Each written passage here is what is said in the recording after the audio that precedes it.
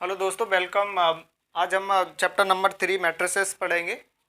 और सबसे पहले हम उसको थ्योरी देख लेते हैं कि थ्योरी में हमें क्या पढ़ना होगा। तो सबसे पहले हम बात कर लेते हैं कि मैट्रिसेस होता क्या है। तो मैट्रिसेस एक तरह का एम एंड एलिमेंट और ऑर्डर होता है, जिसको हम मैट्रिसेस के रूप में डिनोट करते हैं। तो एक एग्जांपल के तौर पे ले लेते हैं कि मैट्रिसेस होता क्या है।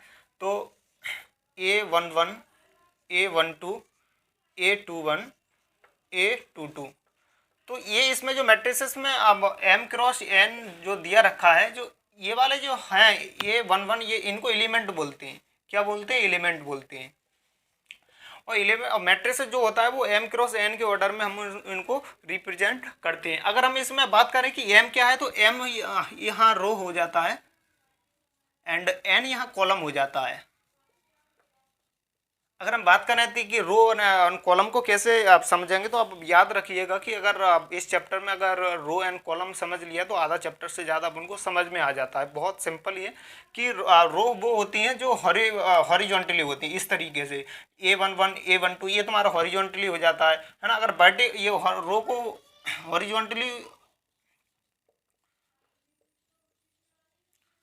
हॉरिजॉन्टली होते हैं वो तुम्हारे रो कहलाते हैं। और जो वर्टिकली होते हैं, वर्टिकली का अर्थ है नीचे की तरफ जाना, तो ये तुम्हारा वर्टिकली हो जाते हैं, तो ये तुम्हारा कॉलम कहलाता है। वर्टिकली क्या कहलाता है? कॉलम होता है। तो यही हो जाता है कि मैट्रिसेस होता क्या है कि M एंड N एलिमेंट और अरेंजमेंट, उनके अरेंजमेंट को ही हम मैट्रिसेस कहलाते हैं। मैट्रिसेस को जो अंदर जो मैट्रिसेस के जो अंदर लिखे जाते हैं A11, A12, A21, A22, ये एलिमेंट होते हैं, मैट्रिसेस के एलिमेंट होते हैं। तो M रोज N कॉलम होता है। तो ये हमें अगर हम पहचान जाए इनको, तो हम बहुत सिंपल और साधारण से हम मैट्रिसेस को हम समझ सकते हैं। तो आइए हम आगे बात करते हैं कि अब एलिमेंट ऑफ द मैट्रिसेस क्या होता है। एलिमेंट मैंने आपको बता दिया कि मैट्रिसेस के अंदर जो भी एलिमेंट लिखा जाता है, अर्थात जो नंबर होते हैं उनको हम एलिमेंट बोलते हैं। A11 है, A12 है, A21 है, A22 है, ये एलिमेंट होते हैं। अब एलिमेंट होते हैं तो ये मैट्रिसेस के एलिमेंट होते हैं, उनको M एंड और ऑर्डर से रिप्रेजेंट कर सकते हैं। जैसे आगे अगर हम देखेंगे तो और M और ऑर्डर ऑफ द मैट्रिसेस समझेंगे। अगर M order of the matrices समझेंगे तो यही order of the matrices M cross N है ना। इसको M cross N, M multiply N नहीं बोलेंगे, यहाँ ये तो गलत हो जाएगा। M बाई N बोलेंगे, अर्थात M क्रॉस N बोलेंगे। ये मैट्रिसेस में पढ़ने का तरीका मैं बता रहा हूँ आपको। तो ये ऑर्डर ऑफ द मैट्रिसेस हो जाता है, ऑर्डर ऑफ द मैट्रिसेस। ये ऑर्डर ऑफ द मैट्रिसेस कहलाता है। और ऑर्डर वो कितना भी हो सकता है, 2x3 हो सकता है, 3x1 हो सकता है, कुछ भी। अगर एग्जांपल के तौर पर अगर हम देख लें तो 2x1 है ना, 1x3, 3x7, कुछ भी हो सकता है। एज अपन मैट्रिसेस के तौर पर मल्टीप्लाई में, एडिशन में, सब्सट्रैक्शन में हम आगे इसको आप डिफाइन करेंगे कि किस तरीके से मैट्रिसेस को आगे ऑर्डर ऑफ द मैट्रिक्स काम आता है, राइट। अगर आगे बात कर लेते हैं ऑर्डर ऑफ द मैट्रिसेस की, तो M रोज होती है, N कॉलम होती है। अगर आगे बात करें तो टाइप ऑफ द मैट्रिसेस तो बहुत बेहद इंपॉर्टेंट है, बेहद इंपॉर्टेंट। ये मान लीजिए अगर ये आप बोर्ड का एग्जाम दे पाते हो तो उसमें कहीं ना कहीं 1 नंबर का है ना मैच दी फॉलोइंग क्वेश्चन में पूछ लेगा, 1 वर्ड में पूछ लेता बेहद। और सबसे सिंपल चैप्टर ये मान लीजिए कि 12th क्लास का मैट्रिक्स और डिटर्मिनेंट कहलाता है, अगर इसको ध्यान से समझ लेते तो। आज आप बात करते हो मैं टाइप ऑफ द मैट्रिसेस क्या होता है। तो पहले अगर टाइप ऑफ द मैट्रिसेस की बात करें तो पहला टाइप आ जाता है कॉलम मैट्रिसेस। ये कॉलम मैट्रिसेस क्या होता है कि column matrices type of the matrices, type of matrix है ना। तो टाइप ऑफ द मैट्रिक्स में पहले बात करें तो पहला कॉलम मैट्रिक्स आ जाता है। ये कॉलम मैट्रिक्स होता है। तो कॉलम से जो मैंने अभी आपको बताया कि कॉलम क्या होता है, रोज बताया कि रोज क्या होता है, तो यही टाइप ऑफ द मैट्रिक्स में आ जाता है। तो पहला अगर हम टाइप बात करें तो पहला क्या होता है, कॉलम मैट्रिक्स होता है।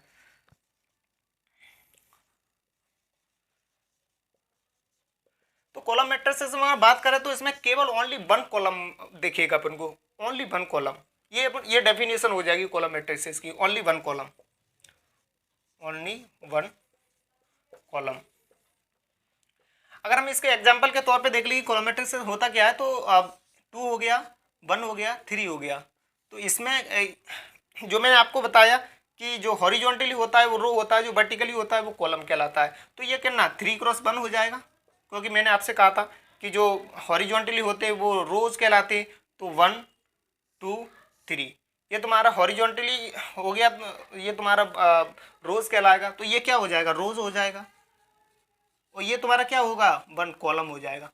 कॉलम मैंने आपको कैसे बताया, जो वर्टिकली होता है, तो केवल आपको एक ही लाइन दिख रही होगी। वैसे भी आपने कभी देखा होगा, प्रेयर होती है स्कूलों में तो कहते हैं रोज में खड़े हो जाओ, है ना, और कभी कुछ और आ जाता है तो बोलते कि रोज में खड़े हो जाओ। तो स्टूडेंट को अरेंजमेंट करने के लिए ये हमें काम आता है, रोज एंड कॉलम। और आगे भी आप पढ़ेंगे तो ये कॉलम रोज एंड कॉलम ही होगा। तो ये डिफाइन बता रहा है कि कॉलम मैट्रिक्स का ओनली, जिसमें ओनली वन कॉलम हो, केवल ओनली एक कॉलम हो। एक कॉलम की हम आइडेंटिफाई कैसे करेंगे, जो हॉरिजॉन्टली एक वन है, तो ये वन कॉलम। अब दूसरा जैसे आ जाता है कि दूसरा टाइप होता है तो रो मैट्रिक्स हो जाता है। रो मैट्रिक्स जो हो जाता है वो जस्ट इसका अपोजिट हो जाता है रो मैट्रिक्स का, कॉलम मैट्रिक्स का। रो मैट्रिक्स में क्या होता है कि इसमें ओनली वन रो होगा। दूसरा अगर हम टाइप बात करें तो रो मैट्रिक्स, तो रो मैट्रिक्स में क्या होता है, जिसमें ओनली वन रोज। अगर हम इसको एग्जाम्पल के तौर पे देखें तो एग्जाम्पल इसका जस्ट अगर देखिए, अगर हम आगे जैसे चैप्टर आगे पढ़ेंगे तो उसको ट्रांसपोज के माध्यम से समझाएंगे कि अगर इसको ट्रांसपोज कर देते तो ये उसका रोज कॉलम में बदल जाता है और कॉलम रोज में बदल जाता है। इस तरीके से हम आगे पढ़ेंगे। तो अभी ये आप समझ लीजिए कि इसको जस्ट हम उल्टा लिख देते। उल्टा का अर्थ है कि ये, इसको आप जो वर्टिकली लिखा है इसको हॉरिजॉन्टली अरेंजमेंट कर दीजिएगा। अगर आप वर्टिकली को हॉरिजॉन्टली अगर अरेंजमेंट कर देते हैं तो वो रो मैट्रिक्स कहलाता है। कैसे, या 2 हो जाएगा, या 1 हो जाएगा, या 3 हो जाएगा। अब ऑर्डर लिखिए, ये ऑर्डर लिखने का क्या, अब ये इसमें क्या हो जाएगा, 1 क्रॉस 3। अब 1 क्रॉस 3 मैंने क्या कहा आपसे कि ओनली 1 रो होता है, तो ये इसमें देखिए आप ये 1 रखा है तो पहले रो होता है। हाँ, एक बात और ध्यान रखिएगा आप कि मैट्रिसेस में सबसे पहले रो लिखा जाता है। अगर हम मैट्रिसेस को अरेंजमेंट करते हैं तो सबसे पहले मैट्रिसेस लिखा जाता है, दूसरे में फिर उसको कॉलम लिखा जाता है। तो ये type of the matrices 2 type हो गई। अब द थर्ड टाइप की अगर हम बात करें तो थर्ड टाइप इसमें स्क्वायर मैट्रिसेस होता है। तो ये भी बहुत सिंपल है। स्क्वायर मैट्रिक्स क्या होता है, जिसमें रोज एंड कॉलम इक्वल हो जाए, क्या हो जाए, रोज एंड कॉलम इक्वल हो जाए, वो स्क्वायर मैट्रिसेस कहलाता है। तीसरा अगर हम टाइप ऑफ द मैट्रिक्स करें स्क्वायर मैट्रिक्स, स्क्वायर मैट्रिक्स, तो स्क्वायर मैट्रिक्स में क्या होता है, अगर हम डेफिनेशन के तौर पे देखें तो इसमें रोज एंड कॉलम इक्वल हो जाती हैं। रोज एंड जिसको मैंने आपको बताया कि एम रोज, एम जो होता है वो रो होता है, एन होता है वो कॉलम होता है, तो एम इक्वल टू एन हो जाता है, इसमें एम इक्वल टू एन हो जाता है। यही स्क्वायर मैट्रिक्स कहलाती है। ये बेहद सिंपल है और यही मान लीजिए सबसे ज़्यादा यही पूछे जाने वाला है। तो अगर हम एग्जाम्पल के तौर पर देख लें तो 1 2 3 7 2 1, यानी ये 2 क्रॉस 2। अब देखिए ना, ये पहले यहाँ एम से डिनोट करते रो को, अगर हम यहाँ, और एन होता है वो कॉलम होता है, तो यहाँ एम 2 और 2 है यानी इक्वल है, 2 और इक्वल टू 2, तो ये स्क्वायर मैट्रिक्स हो जाता है। जो इक्वल आपको जो ऑर्डर में, अगर हम ऑर्डर में बात करें 3 क्रॉस 3 हो जाए, 5 क्रॉस 5 हो जाए, 7 क्रॉस 7 हो जाए, तो ये अगर इक्वल आ जाए, M equal to N, M रोज भी इक्वल हो जाए, कॉलम भी इक्वल हो जाए, तो वो स्क्वायर मैट्रिक्स कहलाती है। बेहद सिंपल है और इसको सबसे ज़्यादा पूछे जाने वाला यही हो जाता है मैट्रिक्स की अगर हम बात करें, राइट। अगर आगे हम अगर टाइप की बात करें तो ये तो स्क्वायर मैट्रिक्स हो गया। आगे अगर हम बात करते हैं तो डायगोनल मैट्रिक्स होता है। बेहद बहुत अच्छा ये भी है। डायगोनल मैट्रिक्स क्या होता है, डायगोनल ये चौथा टाइप हो जाता है कि डायगोनल मैट्रिक्स क्या कहलाता है।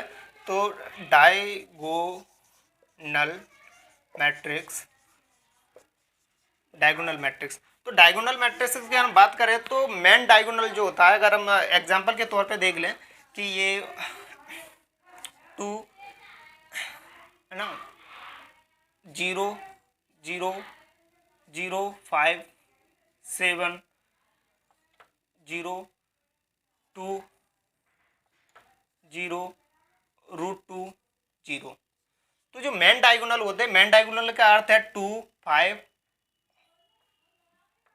0 2 √2, तो ये मेन डायगोनल कहलाता है। कि जो मेन डायगोनल को छोड़ के बाकी सभी, मेन डायगोनल को छोड़ के बाकी सभी 0 हो जाएं एलिमेंट, वही डायगोनल मैट्रिसेस कहलाता है।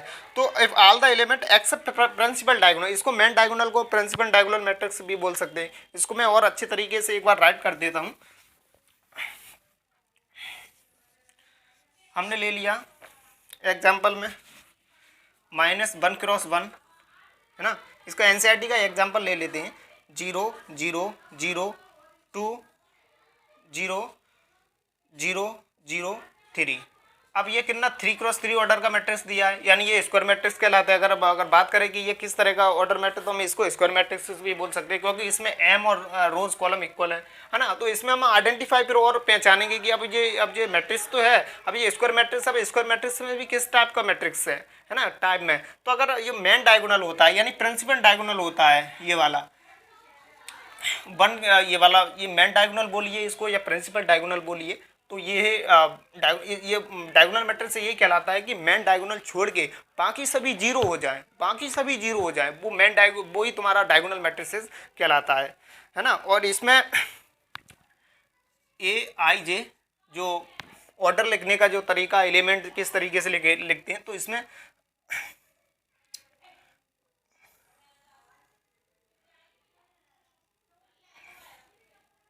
0 वेयर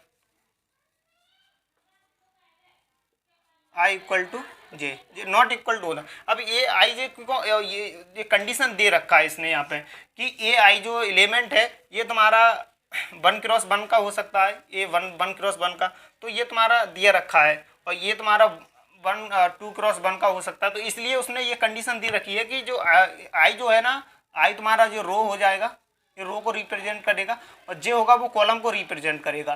तो वो ये कहना चाह रहा है कि इसमें अगर ये हम कंडीशन दे, ये मान लीजिए कि ये एनडीए में भी पूछा रखा है, इसमें ये आईआईटी में भी कंडीशन पूछ रखी है कि अगर ये दे रखते हैं तो ये किस कंडीशन को फॉलो कर रहा है। तो अगर ए आई जो होता है वो जीरो हो जाता है, मान लेता है कि मेन डायगोनल को छोड़े के बाद बाकी सभी जीरो हो जाता है, राइट। अगर उसमें कंडीशन दे देगी रो एंड कॉलम इक्वल नहीं होगा, अब इसका अर्थ है कि यहाँ जो दिया रखा है, अगर इसके एलिमेंट की बात करें तो A1 हो जाएगा, इसकी बात करें तो 2 हो जाएगा, इसकी बात करें तो 3 हो जाएगा। तो देखिए ना, तो इक्वल कहाँ हुआ, तो इसलिए तो वो बोल रहा है कि रोज एंड कॉलम इक्वल नहीं होगा, तो ये रोज एंड कॉलम इक्वल इसमें नहीं डिनोट कर पा रहा है, इसलिए ये डायगोनल मैट्रिक्स हो जाता है। आगे हम बात करते हैं तो स्केलर मैट्रिक्स क्या हो जाती है। तो स्केलर मैट्रिक्स भी बहुत सिंपल है कि 5 टाइप हो जाएगा स्केलर मैट्रिक्स।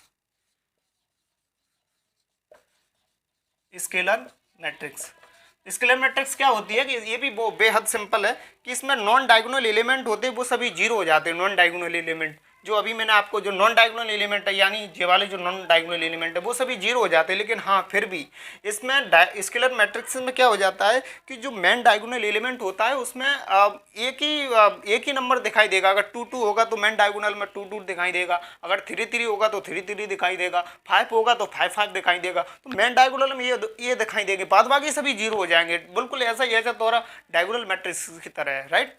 अगर हम बात करें, एक मैंने आपको नहीं समझा कि डायगोनल मैट्रिक्स को किस तरीके से रिप्रेजेंट कर सकते हैं, तो DI लिख के और जो भी एलिमेंट लिखा होता है उसको लिख सकते हैं -1.1 2 और 3। ये तुम्हारा डायगोनल मैट्रिक्स हो जाता है, इस तरीके से हम डिनोट कर सकते हैं, राइट।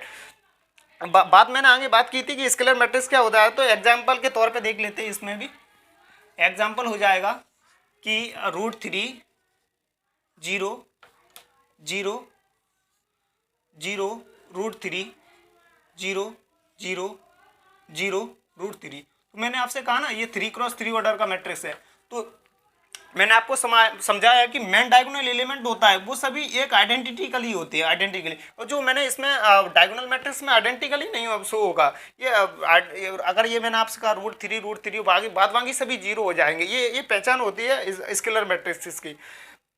बाद बाकी सभी जीरो जो मेन डायगोनल एलिमेंट है उसमें केवल एक ही नंबर यानी आइडेंटिकल बिल्कुल सेम होंगे। अगर यहाँ √3 है तो √3 होगा, यहाँ 5 है तो 5 होगा, यहाँ 7 है तो 7 होगा मेन डायगोनल। तो ये स्केलर मैट्रिक्स कहलाती है, राइट।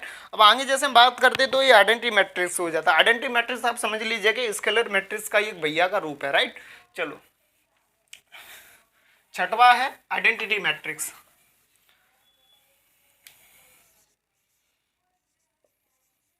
आइडेंटिटी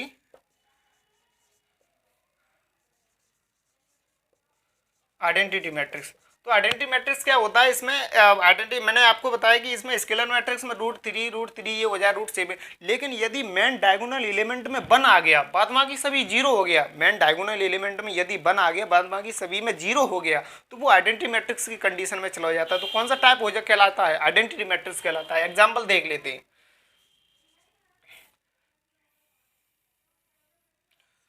1 0 0 0 1 0 0 0 1। अब ये हो जाए 3x3 ऑर्डर का दिया मैट्रिसेस, राइट।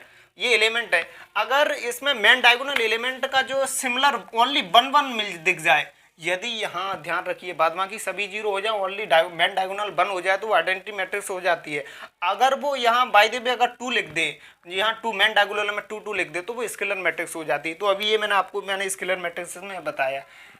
यदि इसको अब डायगोनल मैट्रिक्स भी बोल सकते हैं, है ना। डायगोनल मैट्रिक्स में अगर वो मैंने अभी आपको जो एग्जांपल बताया माइनस के 1.123, तो ये अपन को पहचानना होगा कि ये स्केलर मैट्रिक्स का, ये आइडेंटिटी मैट्रिक्स है, राइट। तो इस तरीके से हमने आइडेंटिटी अपने टाइप ऑफ द मैट्रिसेस समझा। अब एक मैट्रिसेस और आ जाता है जिसमें जीरो मैट्रिसेस है, उसे नल मैट्रिसेस भी कहते हैं। अगर जीरो मैट्रिसेस अगर बात करें तो जीरो मैट्रिसेस जैसे आई गया, तो जीरो का अर्थ क्या मान लेते हैं कि सभी एलिमेंट जीरो हो जाएंगे मैट्रिसेस में, ठीक है। चलो 7वां टाइप है, 7वां टाइप है आपका जीरो मैट्रिक्स, जिसको हम नल मैट्रिक्स भी बोलते हैं। इसमें पूछ लेते हैं मैच ऑफ द फॉलोइंग की जीरो मैट्रिक्स को और किस नाम से जाना जाता है, तो वो नल मैट्रिक्स के नाम से जाना जाता है। तो 7 टाइप हो जाता है जीरो मैट्रिक्स, जीरो मैट्रिक्स और नल मैट्रिक्स। इसमें क्या होता है, ऑल एलिमेंट जीरो, सभी के सभी एलिमेंट जीरो हो जाते हैं। एग्जाम्पल देख लेते हैं, 0 0 0 0, ये कितने ऑर्डर का मैट्रिक्स दिया, 2x2 ऑर्डर का। देखिए ना, जो वर्टिकली मैंने आपसे हॉरिजॉन्टली बोला वो क्या हो जाता है, कॉलम होता है। सबसे पहले कॉलम ही लिखा जाता है, कॉलम यानी कितना 2 1 2। अब देख लेते हैं कि अब कॉलम को कैसे, तो हॉरिजॉन्टली मैंने आपको बताया कि वर्टिकली होते हैं वो सभी क्या कहलाते हैं, कॉलम कहलाते हैं। तो 1 और 2 यानी 2x2 ऑर्डर का। और मैं इसमें मैंने आपको बताया कि जीरो मैट्रिक्स में क्या होता है, सभी के सभी एलिमेंट मैट्रिक्स में जीरो कहलाते हैं, वही आपका जीरो अर्थात नल मैट्रिक्स कहलाता है। ये टाइप हो गए मैट्रिक्स के आपके, जो 1.1 एक्सरसाइज इसके बाद स्टार्ट होती है। तो अब हम अगर बात करें तो इसमें एक और दिया रखा है कि equality of the matrix. Equality of the matrix, equal कहीं क्लिक कर जाता है दिमाग में, इक्वल क्या कहता है। तो जो करस्पॉन्डिंग, अब मैं आगे आपको एक एग्जांपल के तौर पर बताता हूं कि इक्वलिटी ऑफ द मैट्रिक्स क्या कहलाती है। अब ये टाइप ऑफ द मैट्रिक्स अपने बिल्कुल खत्म हो चुके हैं। अब अपन मान लीजिए कि एक्सरसाइज की तो अपन आगे बढ़ रहे हैं। तो इक्वलिटी ऑफ द मैट्रिक्स क्या होती है, इक्वलिटी ऑफ द मैट्रिक्स। तो इक्वलिटी ऑफ द मैट्रिक्स का अगर हम एग्जांपल के तौर पे देखें, देखिए अगर हमें एग्जांपल इसलिए जल्दी लेना पड़ता है क्योंकि अगर हम इसकी डेफिनेशन बता दें कि करस्पॉन्डिंग एलिमेंट इक्वल हो जाते हैं तो नहीं समझ में आता है। तो इसके लिए हमें इसको आगे समझाना पड़ेगा कि अगर एग्जांपल के तौर पे देखें तो यहाँ ले लिया x, यहाँ ले मान लीजिए यहाँ A11 A12 A21 A22, इसको हम इक्वल रख दें 5 6 7 8। ये 2x2 ऑर्डर का मैट्रिक्स दिया। आप ध्यान रखिए, मैं अगर जौन सा भी अपन को अपन मैट्रिक्स लिखना है तो उसको ऑर्डर को जरूर फॉलो करिए, उसमें ऑर्डर जरूर लिखिए, जिससे हम मैट्रिक्स को जल्दी पहचान लेते हैं कि ये किस तरीके मैट्रिक्स है और ये क्या कहना चाह रहा है। ये भी 2x2 ऑर्डर का मैट्रिक्स है ना। तो देखिए मैट्रिक्स तो रेक्टेंगुलर भी हो सकती है, स्क्वायर भी हो सकती है। कुछ अगर मान लीजिएगा अगर 2x3 ऑर्डर का मैट्रिक्स दे दिया तो ये रेक्टेंगुलर हो गई, अगर उसने 2x2 का दे दिया तो ये स्क्वायर मैट्रिक्स हो गई। तो अपन को इस तरीके से अपन को उसके ऑर्डर को जरूर लिखना होगा मैट्रिक्स को, राइट। चलिए, तो वो ये कहना चाहता है इक्वलिटी ऑफ द मैट्रिक्स, ये करस्पॉन्डिंग एलिमेंट होते हैं। अब करस्पॉन्डिंग एलिमेंट का अर्थ तो क्या होता है, जो A11 है ना, इसका करस्पॉन्डिंग एलिमेंट ये रहा, तो ये A11 किसके इक्वल हो जाएगा, 5 के इक्वल हो जाएगा। अगर A21 है तो ये किसके करस्पॉन्डिंग एलिमेंट किसके इक्वल हो जाएगा, 7 को हो जाएगा। A12 किसके करस्पॉन्डिंग एलिमेंट हो जाएगा, 7 के इक्वल हो जाएगा। अगर A21 है तो ये किसके करस्पॉन्डिंग एलिमेंट है, 6 के। तो A21 ये किसके इक्वल करस्पॉन्डिंग किसके इक्वल हो जाएगा, 6 के इक्वल हो जाएगा। अगर A22 जो एलिमेंट है करस्पॉन्डिंग किसके एलिमेंट के इक्वल हो जाएगा, A22 जो है वो किसके करस्पॉन्डिंग एलिमेंट के इक्वल हो जाएगा, 8 के हो जाएगा। तो ये इक्वलिटी ऑफ द मैट्रिसेस कहलाती है। तो ये बहुत बन में पूछ लेता है। मान लीजिए एक एग्जांपल एक दे देता है कि यहाँ x दिया है, यहाँ y दिया है, राइट, और यहाँ इक्वल लिख देगा कि ये 7 है 2 है। अब वो पूछ लेगा फाइंड दी वैल्यू x और y, तो x की वैल्यू क्या है और y की वैल्यू क्या है। अब तो सबसे पहले अपन को इसमें ऑर्डर लिखना होगा। ऑर्डर जैसे आइडेंटिफाई करेंगे किस ऑर्डर का, तो अब हॉरिजॉन्टली देखिए 2x1, ये भी 2x1। तो अगर वैल्यू पूछ रहा है कि x की वैल्यू क्या है, तो अपन को पता है ना कि ये इक्वलिटी ऑफ द मैट्रिसेस कहलाती है। तो सीधे का सीधा अपन लिख देंगे x बराबर 7 और y बराबर 2, ये हो गया आंसर अपना। तो ये इक्वलिटी ऑफ द मैट्रिसेस अपन को आइडेंटिफाई करने को मिलती है। अब आगे हम जैसे ही बात कर लेते हो तो इसके बाद आई थिंक एक्सरसाइज आ जाती है, और ये बहुत ही सिंपल एक्सरसाइज है, ज़्यादा टाइम भी नहीं लगेगा। तो ये अपने अब तक जो देखा, जो अपना इंट्रोडक्शन था मैट्रिसेस का, हमने उसके टाइप देखे, इक्वलिटी ऑफ द मैट्रिसेस देखा। टाइप में बात करें तो हमने कॉलम मैट्रिसेस देखा, जीरो मैट्रिक्स देखा, है ना, स्केलर मैट्रिक्स देखा, आइडेंटिटी मैट्रिक्स देखा, डायगोनल मैट्रिक्स देखा, जीरो मैट्रिक्स अर्थात नल मैट्रिक्स देखा। तो इस तरीके हमने ये टाइप ऑफ द मैट्रिसेस में हमने पढ़ा इनको। अब आगे अगर हम बात करेंगे तो एक्सरसाइज आगे पढ़ेंगे कि एक्सरसाइज पहला क्वेश्चन क्या कहलाता है, राइट। तो ये थ्योरी के तौर पे था। आई थिंक एक्सरसाइज मुझे अब आगे लेक्चर में करना चाहिए। तो ये मैंने थ्योरी के तौर पे आपको मैंने ये बता दिया। ये आपका 12th क्लास में बेहद इंपॉर्टेंट है। ये मान लीजिएगा इसमें से एक नई क्वेश्चन 1 वर्ड में जरूर पूछ लेगा, इन्हीं जो इतना मैंने पढ़ाया है। अभी इनके आधार पे अपने एक्सरसाइज भी पढ़ लेंगे। तो आज मैं इतना थ्योरी रखूँगा, आगे मैं इसको कल एक्सरसाइज स्टार्ट करते हैं। तो यहीं तक रखते हैं, बाद बाकी आगे एक्सरसाइज करते हैं। Thank you.